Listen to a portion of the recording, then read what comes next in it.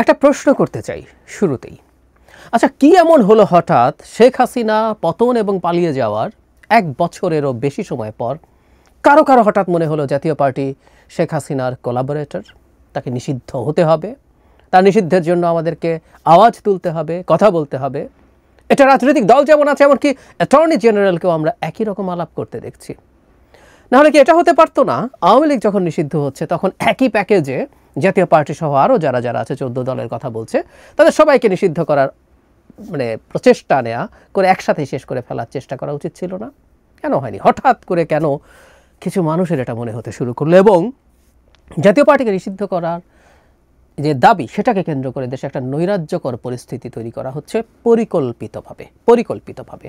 এবং সামনের দিনগুলোতে এই ব্যাপারটা নানা দিকে নানাভাবে ডাইমেনশন তৈরি করতে পারে। আমি সেটা নিয়ে একটু কথা বলতে চাই। এবং আমরা খেয়াল করব, গতকালই খুবই ভয়ঙ্কর একটা ঘটনা ঘটেছে ঢাকার কেন্দ্রীয় কার্যালয় জাতীয় পার্টির, সেখানে ভাঙচুর, অগ্নিসংযোগ হয়েছে। আমি এটাকে ভয়ঙ্কর ঘটনা হিসেবেই দেখতে চাই এবং খুব স্ট্রংলি কন্ডেম করি। শুধু তাই না, আমরা এর আগেও নিউজ দেখলাম যখন জাতীয় পার্টির নিষিদ্ধতাকে কেন্দ্র করে নুরুল হক নূর আহত হলেন, দেশের বিভিন্ন জায়গায় মিছিল হয়েছে, প্রতিবাদ মিছিল, এবং বেশ কয়েকটা জায়গায় জাতীয় পার্টির কার্যালয়ে ভাঙচুর, অগ্নিসংযোগ করা হয়েছে অন্যান্য জায়গায়। অথচ কথা ছিল এসব জায়গায় সরকারি নিরাপত্তা বাড়বে, কারণ এগুলো ঝুঁকির মধ্যে ছিল। এটা খুব সহজ অঙ্ক বলে। তারপর তো গতকাল কেন্দ্রীয় কার্যালয়ে লোকজন গিয়ে সেখানে ভাঙচুর করেছে, অগ্নিসংযোগ করেছে। আমরা আগের দিন আইএসপিআরের যে স্টেটমেন্ট ছিল নুরুল হক নূরের আহত হওয়া নিয়ে, সেখানে বলা হয়েছিল তারা সরকারি সিদ্ধান্ত, মবের ব্যাপারে তারা কঠোর পদক্ষেপ নিচ্ছেন। কিন্তু এখন আমি যদি প্রশ্ন করি, গতকালের পরশুর ঘটনার পর গতকাল জাতীয় পার্টির অফিসের নিরাপত্তা কয়েক গুণ বাড়ানোর কথা ছিল, উচিত ছিল, করা হয়নি। ভাঙচুর হলো, অগ্নিসংযোগ হলো। আপনারা অনেকে আমাকে বকাঝকা করতে পারেন, গালিগালাজও করতে পারেন, কিন্তু আমি আবারও বলি, স্পষ্টভাবে বলি, জাতীয় পার্টির অফিসে ভাঙচুর, অগ্নিসংযোগ, সেটা ঢাকার বাইরে বা ঢাকায় যাই হোক না কেন, এটা গর্হিত কাজ হয়েছে। যতদিন পর্যন্ত জাতীয় পার্টি নিষিদ্ধ সংগঠন হবে না, ততদিন পর্যন্ত তার কর্মকাণ্ড চলবে। এমনকি নিষিদ্ধ হলেও, যদি নিষিদ্ধ হয়, কাগজে কলমে বলছি, তার অফিসে গিয়ে ভাঙচুর, অগ্নিসংযোগ করা যাবে না। দীর্ঘদিন থেকে বলছি কথাগুলো, যে একটা রাষ্ট্র আইন দিয়ে চলবে, আইন ভেঙে কেউ চলবে না। আমরা শেখ হাসিনার সময় যে মগের মুল্লুক বলতাম, মগের মুল্লুক কেন বলতাম? কারণ মগের মুল্লুকে আসলে আইন, ব্যবস্থা, বিধি এগুলো কাজ করে না। ওখানে যার শক্তি আছে, যতটুকু শক্তি আছে, সেই শক্তি দিয়েই সে কাজ করে এবং সেই শক্তিই প্রধান হয়ে দাঁড়ায়। ওই জন্য এটা মগের মুল্লুক। ঠিক একইভাবে এখন জাতীয় পার্টি ভালো লাগছে না আমাদের, না লাগার যৌক্তিক কারণ আছে। এবং আমি প্রায় একটা কথা বলি, জাতীয় পার্টিকে শেখ হাসিনার সবচেয়ে বড় কোলাবোরেটর হিসাবে আমি নিজেও মনে করি। কিন্তু তাকে নিষিদ্ধ করা হবে কি না, নিষিদ্ধ কিভাবে হবে, নিষিদ্ধ হওয়ার আগে আমরা যা যা করছি, ইভেন নুরুল হক নূরদের পার্টি গণ অধিকার পরিষদ সেখানে মিছিল করে যে প্রভোগ করেছে, আমি সেটারও বিরোধিতা করি। ঠিক একইভাবে এই ভাঙচুরের তো বটেই, আমরা কেউ এই কাজ করতে পারি না, কিন্তু করা হলো, করতে দেয়া হলো। নানানভাবে আমরা ইন্টারপ্রিট করতে পারি এবং এগুলো প্রত্যেকটা পরিকল্পিত অ্যানার্কির পার্ট। শিওর কখন ঘটলো আসলে ব্যাপারটা আমরা খেয়াল করব। জাতীয় পার্টিকে 48 ঘন্টার আলটিমেটাম দিয়েছে নিষিদ্ধ করার জন্য গণ অধিকার পরিষদ। এবং ইন্টারেস্টিংলি জামায়াতে ইসলামীর নায়েবে আমিরও এই দাবির সাথে এখন একাত্মতা প্রকাশ করছেন, জামায়াত করছেন। এবং আমি ব্যক্তিগতভাবে মনে করি এই দাবিটার পেছনে প্রধানত জামায়াত, এবং এটা নিয়ে আমার যে ফোরকাস্টিং সেটা অনেক 3 মাস আগের। এটা জামায়াত এবং এনসিপি মূলত চায়, বিশেষ করে জামায়াত তো চাইবেই, এটা কেন আমি বহুবার বলেছি। এখানে একটা ইন্টারেস্টিং নিউজের দিকে আপনাদের দৃষ্টি আকর্ষণ করব। সমকালের এই রিপোর্টটা করেছেন রাজীব আহমদ। আমি রাজীবের সম্পর্কে জেনে বলছি, তিনি খুবই উঁচু মানের রিপোর্ট করেন। শুধু রিপোর্ট না, তিনি তার পলিটিক্যাল চিন্তা এবং অ্যানালিসিস অসাধারণ। সো রাজীবের রিপোর্ট এটা, এই কারণে সমকালকে আমরা রিলাই করি, কিন্তু রাজীবের রিপোর্ট বলে এটাকে আমরা বেশি রিলাই করব। এখানে বলা হচ্ছে বিএনপি ও জামায়াত মিলে একটা সমঝোতা বৈঠকের চেষ্টা করেছিল জুলাই সনদ নিয়ে মতভিন্নতা কমানোর জন্য, সেটা শেষ পর্যন্ত ফলপ্রসূ হয়নি। এবং জামায়াত তার সাথে আরও 6 দল, মোট 7টা দল একত্র হয়েছে। বিএনপির সাথে বসার আগে জামায়াত বসেছে কার সাথে?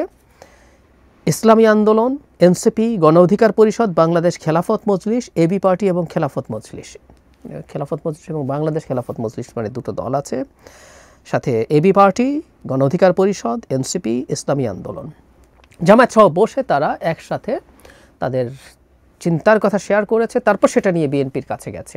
এবং এটা যে শুধু জুলাই সনদ নিয়ে আলাপ হয়েছে আমার কাছে তাও মনে হয় না। জুলাই সনদ হয়তো একটা সামনে রাখা ব্যাপার, কিন্তু নির্বাচন কেমন হবে সেটা ভাগাভাগি কেমন হবে। কারণ আমি একটা আলাপ শুনি, অনেকেই করেন, সেটা হচ্ছে বিএনপি যেহেতু একটা জাতীয় সরকার করবে বলছে, সে যখন সরকার গঠন করবে তাতে বিভিন্ন দলের লোকজনকে মন্ত্রী হিসেবে নেবে, তাই যদি হয় তাহলে একটা জাতীয় সংসদ কেন হচ্ছে না? মানে সব দলকে ছেড়ে টেড়ে বিএনপি, ইভেন সংখ্যাটা বলাও হয় 200-র নিচে থেকে বাকি 100 সিট বিভিন্ন দলকে, জামায়াত, এনসিপি, ইসলামী আন্দোলন সহ আরও যারা আছে তাদেরকে দিয়ে বিএনপি এবং তার জোট সঙ্গীরা 200-র নিচে থাকবেন, যাতে তারা সংবিধান সংশোধন টাইপের কাজ করতে না পারেন, এই ধরনের একটা আলাপ আছে। সো এই আলাপটাও হয়তো আলোচনা হয়েছে, এবং সেটা যখন বিফল হয়েছে, এটা ইনফ্যাক্ট এই নুরুল হক নূরদের যে তারা যে পদক্ষেপ নিয়েছেন তার আগের ঘটনা যদি হয়ে থাকে, তাহলে আমরা বুঝতে পারবো যে এর সাথে এখন জাতীয় পার্টির ব্যাপারে কেন, ওই যে বললাম হঠাৎ করে কেন মনে হলো জাতীয় পার্টি তো অপরাধী, হঠাৎ করে কেন মনে হলো? কারণ হচ্ছে এটা এখন যদি তারা বিএনপির ওপরে চাপ তৈরি করতে, বহুদিন থেকে বলছি, বিএনপির ওপরে চাপ তৈরি করাটাই এখন যদি প্রধান হয়ে ওঠে, অথবা নির্বাচন যদি তারা বানচালি করে ফেলতে চায়, দুটো অপশানে দুটোই আছে। ইনফ্যাক্ট বিএনপির উপরে চাপ তৈরি করা, যাতে বিএনপি তাদের এসে জুলাই সনদ হোক বা তাদের সাথে সিট ভাগাভাগি, আসলে জুলাই সনদ টনদ আমি খুবই মনে করি জামাত যদি দেখে বিএনপির সাথে আন্ডারস্ট্যান্ডিং করে মোটামুটি সম্মানজনক একটা সিট তারা পেতে পারে, এনসিপি যদি মনে করে, ইসলামী আন্দোলন যদি মনে করে এসব ওই সংস্কার বিচার হইতে হবে, আইনশৃঙ্খলা ভালো না, লোয়ার হাউসের প্রপোর্শনাল রিপ্রেজেন্টেশন, এসব সব ঝামেলা চুকে যাবে, কোনো সন্দেহ নাই। তো জাতীয় পার্টিকে নিষিদ্ধ করতে হবে, এবং নিষিদ্ধ করার জন্য তাদের যে যাবতীয় কর্মকাণ্ড সেটা গণ অধিকার পরিষদ সেই কাজে নেমেছেন, তাদের সাথে আলোচনা সাপেক্ষে এটা মনে করার যথেষ্ট কারণ আছে। এবং এই ঘটনা ঘটার পরই দেখলাম ওই যে জামায়াত ইসলামী এখন আনুষ্ঠানিকভাবে এই ব্যাপারে তাদের মতামত জানিয়েছে যে তারাও নিষিদ্ধতা চায়। আর যদি বিএনপি অ্যাগ্রি না করে তাহলে নির্বাচন হতে দেওয়া হবে না, কারণ এটা ফ্যাক্ট, যে দলগুলোর নাম পড়লাম এরা যদি নির্বাচনে না যায়, তাহলে এর মধ্যে ছোটো দল আছে কিন্তু তাদের কিছু সিগনিফিক্যান্ট নেতা থাকার কারণে এই দলগুলো মানুষের সামনে পরিচিত। সো তারা যদি না যান, ওই যে বলছি বারবার, বিএনপি এবং তার সাথে অ্যালাইন্ড রাজনৈতিক দলগুলো ছাড়া আর কেউ মাঠে থাকে না, সে তাহলে যেটা দাঁড়াবে সেটা হলো নির্বাচন তখন হবে কিনা আদৌ এই প্রশ্ন এসে হাজির হবে। কারণ তখন কীভাবে নির্বাচন হবে? জাতীয় পার্টিকে নিষিদ্ধ করার মাধ্যমে সেই পথটা তারা করে রাখছে। সুতরাং দেশকে পরিকল্পিতভাবে একটা অ্যানার্কির দিকে নিয়ে যাওয়া হচ্ছে। এবং আমি প্রায় একটা কথা বলি, আবারও বলছি, ডক্টর ইউনূসের সরকারের চাইতে একটা নির্বাচিত সরকার ইন্ডিয়া বা আওয়ামী লীগ প্রেফার করে, এটা সত্য, এটা ভুল না। কিন্তু তার চাইতেও জরুরি কথা, তারা সবচেয়ে খুশি হয় বাংলাদেশ যদি একটা অ্যানার্কির মধ্যে ঢুকে যায়, বাংলাদেশ একটা নৈরাজ্যের মধ্যে ঢুকে যায়, বাংলাদেশ একটা কেওয়াস শুরু হয়। সেই কেওয়াস চলতে চলতে আমরা এমন জায়গায় পৌঁছে যাব, তখন কেওয়াসের মধ্যে আওয়ামী লীগ ঢুকে আরও অনেক কিছু করে ফেলতে পারবে। ইন্ডিয়ান রয়ের এজেন্টরা ঢুকে অনেক কিছু করে ফেলতে পারবে। আমরা কেউ বুঝে কেউ না বুঝে বা কেউ পরিকল্পনার অংশ হয়ে আসলে এই পরিকল্পনাটাকে বাস্তবায়ন করার জন্যই মাঠে নামা হয়েছে। ফেব্রুয়ারির নির্বাচনকে কোনোভাবে যদি আনসার্টেন করার পরিস্থিতি তৈরি হয়, চোখ বন্ধ করে বলে দিতে পারি বাংলাদেশ খুবই দীর্ঘমেয়াদী একটা অ্যানার্কির মধ্যে ঢুকবে, এবং এটা আমাদের স্টেটের সিকিউরিটিকে প্রশ্নের মুখে ফেলে দেবে।